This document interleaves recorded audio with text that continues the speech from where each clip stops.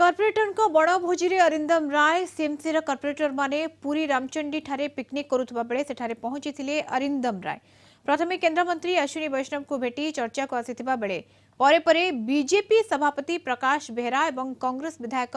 मोहम्मद मुकिम को सहित फोटो को नहीं जोरधर थिला चर्चा। एबे अचानक से कॉर्पोरेटर को भोजी रे पहुंची बेले अरिंदम को की राजनीतिक अभिसंधि रही ताकू नहीं चर्चा जोर धरी।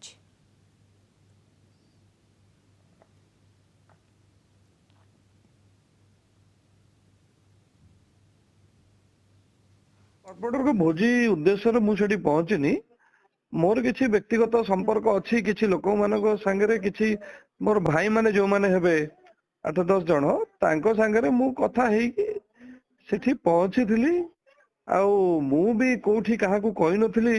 जे फोटो उठे की पोस्ट कर मु व्यक्तिगत किसी लोक जाई देखा करी की पळे आसीबा कथा किंतु